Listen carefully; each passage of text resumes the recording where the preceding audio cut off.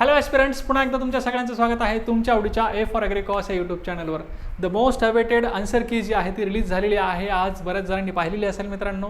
Yes, I am talking about 27, 28 आणि 29 जूनला जी MCR PG CET झालेली आहे वेगळ्या विषयातली, त्या सगळ्या वेगवेगळ्या विषयातल्या PG CETचे वेगवेगळ्या सेट्सचे सगळ्या आन्सर कीज आज रिलीज झालेल्या आहेत.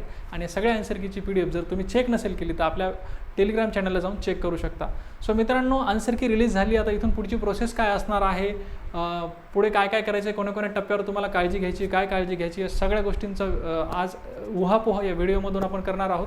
छोटा व्हिडिओ ठेवण्याचा प्रयत्न करूया. सोबतच व्हिडिओच्या सगळ्या शेवटी खूप छान असं सरप्राईज तुमच्यासाठी मी अनाऊन्स करणार आहे. चलो, सो विद्यार्थ्यांनो, शेवटपर्यंत व्हिडिओ बघाल अशी अपेक्षा आहे. आपण पुढे जाऊया. आज आन्सर की रिलीज झाली आहे. मॅक्सिमम जणांनी पाहिलेली असेल, जर पाहिली नसेल तर प्लीज टेलिग्राम चॅनलला जा आणि ती PDF घेऊन तुमची आन्सर की जी कार्बन कॉपी तुमच्याकडे आहे त्यानुसार चेक करा. ओके, ठीक आहे. आता काय करायचं आहे बघा, आन्सर की आली. आता पुढे काय करायचं आहे, व्हॉट्स नेक्स्ट. सो पुढे आपल्याला काय करायचं तर सगळ्यात पहिल्यांदा स्कोअर चेक करायचा आहे. ठीक आहे, सर माझं कार्बन कॉपी कुठे ठेवलं हे सापडत नाही, मला स्कोअर चेक करायला नर्वस फील होतं, मला सर लाज वाटते, मला सर फार भीती होते, फार धडधड भरतं वगैरे. काही कारणं सांगू नका, टेन्शन घेऊ नका, कारण जे काही तुम्हाला करायचं आहे तुम्ही करून बसलाय. आता करणं काही तुमच्या हातातच नाही आहे. आता तुमच्या हातात काय करणं आहे, फक्त वेट अँड वॉच. ठीक आहे, आता तुमच्या हातात काहीच करायचं नाही आहे, फक्त जी परिस्थिती येईल त्याला फक्त फेस करणं हे तुमच्या हातात आहे. तुम्ही आता अभ्यास करू शकत नाही, स्कोअर चेंज करू शकत नाही, काहीच करू शकत नाही.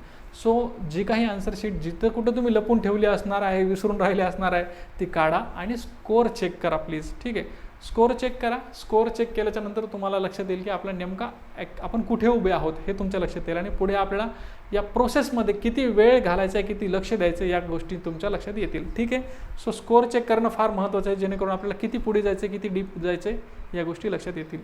त्यानंतर बघा, आता स्कोअर चेक झाल्याच्या नंतर पुढे काय करायचं, तर आता सध्या सगळ्यात महत्त्वाचं काय करायचं आहे तर रजिस्ट्रेशन तुमचे सुरू होतील. रजिस्ट्रेशन साधारणतः तुमचे स्कोअर रिलीज झाल्याच्या नंतर, म्हणजे आन्सर की रिलीज झाल्याच्या नंतर 8 ते 10 दिवसामध्ये, म्हणजे साधारणतः 24 ते 25 तारखेच्या दरम्यान तुमचे रजिस्ट्रेशन सुरू व्हायला पाहिजेत अशी अपेक्षा आहे.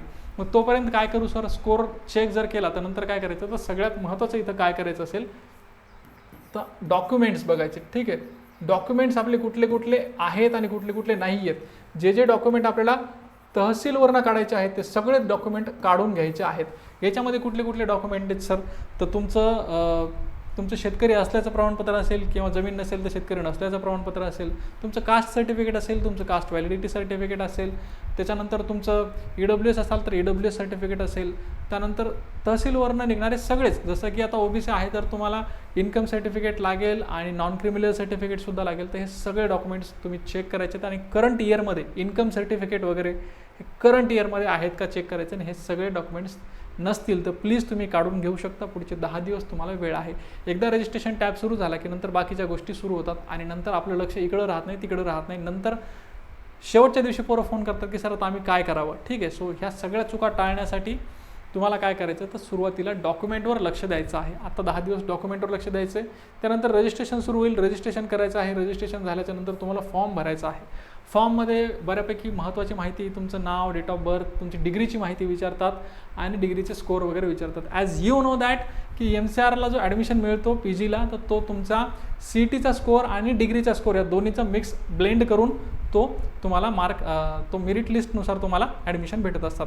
तर त्यांच्याकडे आता MCRचे जे PG CETचे तुमचे आन्सर की आहेत त्यावरनं ते तुमचा स्कोअर काढतील आणि नंतर लगेचच काय होईल, तशी स्कोअरची लिस्ट येऊनच जाईल तुमची. नंतर ते तुमचं हे या रजिस्ट्रेशनसोबत फॉर्म जे घेतील त्या फॉर्ममध्ये तुमची डिग्रीची माहिती विचारतील आणि डिग्रीचा CGPA आणि तुमचं CET याचं ब्लेंड करून, एकत्र करून, मिक्स करून एक फायनल मेरिट लिस्ट ते लावतील. ठीक आहे, फायनल मेरिट लिस्ट लावतील. ओके, सो त्या फायनल मेरिट लिस्टवर तुमचं भवितव्य आहे, फक्त या मार्क्सवर नाही आहे. ठीक आहे, ओके. त्यानंतर हे ॲग्रिगेट मेरिट लिस्ट म्हणजे तेच, त्यामध्ये तुम्हाला काय करायचं आहे, फायनल मेरिट लिस्टमध्ये डिग्रीचे आणि तुमचे याचे जे मार्क्स आहेत, CETचे जे मार्क्स आहेत हे तुम्हाला एकत्र तिथं बघायला मिळणार आहेत आणि त्यानुसार तुमची काय होणार आहे, मेरिट लिस्ट लागणार आहे. ओके, ठीक आहे. सो त्यानंतर तुम्हाला प्रिफरन्स फॉर्म भरायचा आहे. प्रिफरन्स फॉर्म भरायचा. हे सगळं झाल्याच्यानंतर एक मेरिट लिस्ट लागते किंवा एक लिस्ट लागते. त्यामध्ये तुमचे एकूण मार्क्स किती होत आहे, ॲग्रिगेट मेरिट लिस्ट, त्यामध्ये तुमचे एकूण मार्क्स किती होत आहे डिग्री आणि डिग्री आणि CETचे मिळून. त्यासोबत तुम्ही कुठल्या कॅटेगरीमध्ये आहात, तुमचे कुठले कुठले डॉक्युमेंट आम्हाला मिळालेत, कुठले डॉक्युमेंट बाकी आहेत, हे सगळ्या गोष्टी ते तुम्हाला त्या लिस्टमधून सांगतात. आणि त्या लिस्टमधून जर तुमचे काही डॉक्युमेंट बाकी असतील तर ते तुम्हाला फिल करण्यासाठी, ते डॉक्युमेंट अपलोड करण्यासाठी किंवा काही फॉर्म एडिट जे आहेत ते करण्यासाठी तुम्हाला एक जवळपास 3 दिवसाचं ते विंडो देतात. सो फॉर्म एडिट करायला विंडो देतात याचा अर्थ असा नाही की फॉर्म भरताना काही भरायचा.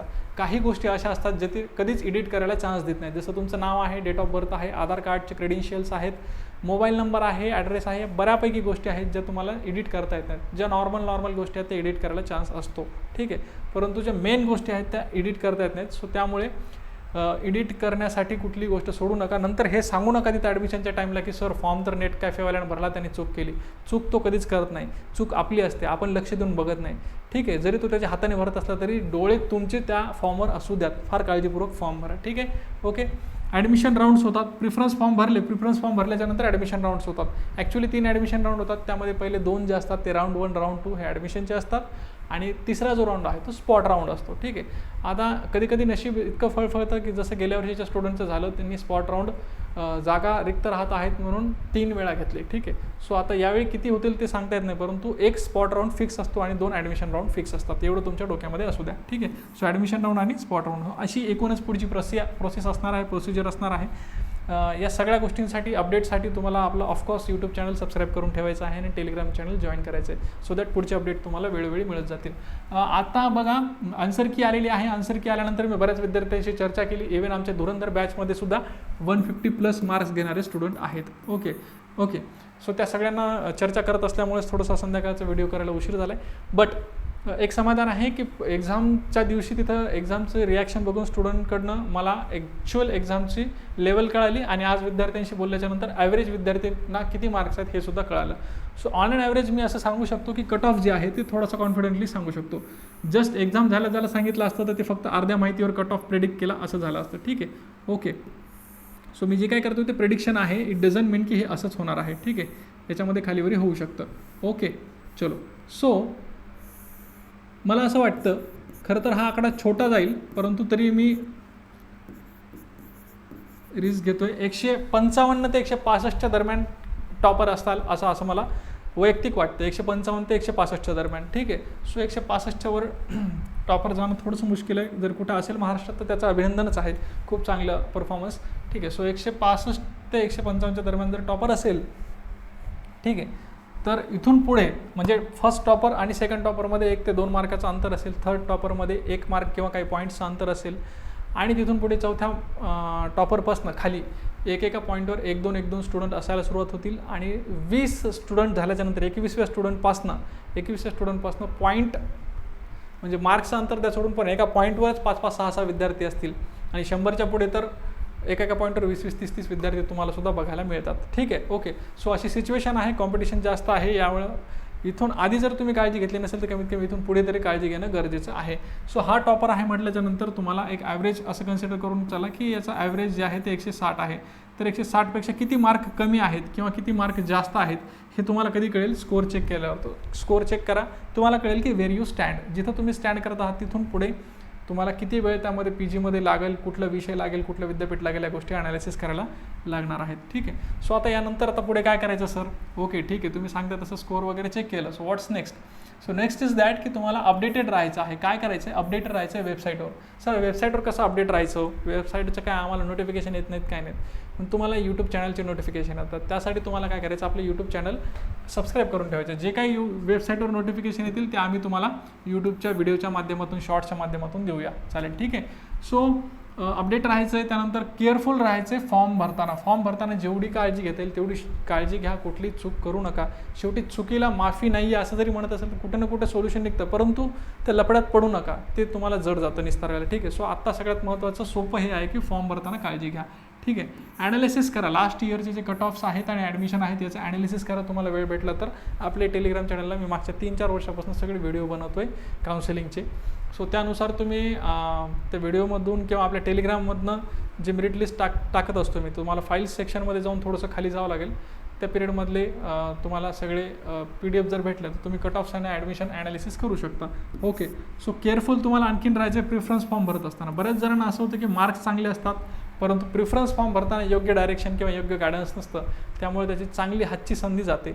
कधी त्याला डिपार्टमेंट चांगलं भेटतं परंतु कॅम्पस चांगलं भेटत नाही मनासारखा, कधी कॅम्पस मनासारखा भेटतो परंतु डिपार्टमेंट मनासारखं भेटत नाही. सो या सगळ्या गोष्टी टाळण्यासाठी तुम्हाला काय करायचं आहे तर कन्सिस्टंटली तुमच्या सिनियरच्या कॉन्टॅक्टमध्ये राहायचं आहे. जर तुमचे जे काही सिनियर असतील मागच्या वर्षीचे, त्याच्या मागच्या वर्षीचे किंवा super senior what ever it is, त्यांच्या कॉन्टॅक्टमध्ये राहायचं आणि ते जे सांगतील तसंच करायचं आहे. जर सिनियर कॉन्टॅक्टमध्ये नसतील तर आम्ही पण तुमचे सिनियर्स आहोत.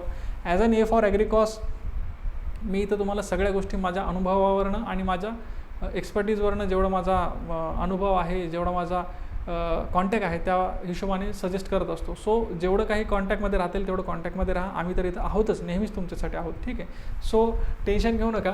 आता या सगळ्या गोष्टी ज्या तुम्हाला मी तोंडी सांगितल्या आहेत ह्या सगळ्या गोष्टी ऐकायला फार सोप्या वाटतात, परंतु when you will go through this, या सगळ्या गोष्टींची काळजी घेणं आणि ते फार आरामशीर करणं, डोकं शांत ठेवून करणं हे अगदी जास्त गरजेचं आहे. दरवर्षी आपण यूट्यूबला काउन्सिलिंगचे व्हिडिओज घेत असतो, कुठं आपल्या यूट्यूबलाच फ्री घेत असतो. परंतु इश्यू काय येतो, मुलांना नंबर दिल्याच्या नंतर मुलं कॉल करतात आणि खूप जास्त कॉल करतात. इव्हन मला गेल्या वर्षी रात्री 11:30 पावणे 12पर्यंत कॉल यायचे. कॉलचा काहीच इश्यू नाही, परंतु या सगळ्या विद्यार्थ्यांचे डिमांड्स कंप्लीट करणं थोडंसं मुश्किल जातं. मग हे कुठेतरी प्रॉब्लेम थांबायला पाहिजे. त्यामुळे जे गरजू विद्यार्थी आहेत त्यांना जास्त वेळ देता आला पाहिजे. त्यासाठी माझ्या डोक्यात एक आहे की काउन्सिलिंग बॅच आपल्याला सुरू करता येईल का. काउन्सिलिंग, फक्त काउन्सिलिंग करायची त्यामध्ये. ठीक आहे. काही खूप जास्त त्याची फीस वगैरे असणार नाही, बिलकुल असणार नाही फीस काही. सो काउन्सिलिंग एक बॅच अशी करायचा, एक व्हॉट्सअपला ग्रुप करायचा आहे जो की फार गरजू विद्यार्थ्यांचा असेल, ज्याचे मार्क्स फार जास्त चांगले असणार नाहीत, कारण चांगल्या विद्यार्थ्यांना जास्त प्रिफरन्स भेटतात आणि फार जास्त कमी पण असणार आहेत. फार कमी जर मार्क्स असेल तर त्यांना ॲडमिशन भेटण्याचे चान्सेस कमी असतात. सो एकदम मिडिओकर जे विद्यार्थी आहेत त्यांना चांगले डिपार्टमेंट काउन्सिलिंग थ्रू कसं मिळून देता येईल यासाठी काउन्सिलिंगचा ग्रुप तयार करण्याचा मी विचार करतो आहे. सो तुम्हाला काय वाटतं, हे करायला पाहिजे का. यामध्ये तुमचे सगळे अपडेट्स तुम्हाला वेळेवर मिळत जातील. तुम्हाला काही गुगल मीटच्या माध्यमातून काही मीटिंग्स आपल्या होतील. त्याच्यानंतर मी तुम्हाला कॉलवर असेल किंवा व्हॉट्सअपवर असेल 1-to-1 डिस्कस करू शकेल. सोबत तुम्हाला हे सगळे अपडेट तर वेळेवर मिळतीलच, पण तुमचे लाईव्ह सेशन वगैरे हे सुद्धा घेऊन तुम्हाला थोडंसं मेंटरशिप वगैरे करण्याचा प्रयत्न मी करेल. ठीक आहे. ओके. या सगळ्या गोष्टी या काउन्सिलिंगच्या या ग्रुपमध्ये आपण करण्याचा विचारात आहोत. जर तुम्हाला वाटत असेल की सर मला या गोष्टीची गरज आहे, तुम्ही नक्कीच करा. हा सध्या फक्त विचाराधीन आहे. जर तुम्हाला वाटत असेल की सर तुम्ही करा काउन्सिलिंगचा ग्रुप, तर तुम्ही प्लीज कमेंट करा. या व्हिडिओच्या खाली जेवढे कमेंट्स येतील त्यानुसार मी डिसिजन घेईल की आपल्याला काउन्सिलिंगचा ग्रुप करायचा आहे की नाही करायचा आहे. ओके. ठीक आहे. सो या ग्रुपला थोडंसं लिमिटेड आपल्याला ठेवायचं, सगळ्यात महत्त्वाचं. जेवढं लिमिटेड राहील तेवढं मी सगळ्यांना व्यवस्थित वेळ देऊ शकेल. ओके. सो काउन्सिलिंग ग्रुप जर तुम्हाला पाहिजे असेल तर तुम्ही प्लीज व्हिडिओच्या खाली काउन्सिलिंग एवढं टाईप करा. ठीक आहे. सो दॅट मला अंदाज येईल की किती विद्यार्थ्यांना गरज आहे. सोबतच तुम्ही काउन्सिलिंग ग्रुपमध्ये जरी नसाल तरी तुम्हाला सगळे अपडेट्स आपल्या यूट्यूबला तर मिळून जातील बिलकुल. पण त्यासाठी तुम्हाला काय करायचं, यूट्यूब असेल, इंस्टाग्राम असेल, टेलिग्राम असेल, या सगळ्या गोष्टी जॉईन करून ठेवायच्या आहेत. ओके. ठीक आहे. So that you will get update on every video and every update. So जर हा व्हिडिओ तुम्हाला कामाचा वाटला असेल तर तुमच्या त्या मित्रांपर्यंत नक्की शेअर करा ज्यांना यावर्षी काउन्सिलिंगची गरज आहे. प्लस जाताना व्हिडिओला लाईक करायला विसरू नका आणि चॅनलला सबस्क्राईब करायला सुद्धा. Thank you so much. Thanks a lot.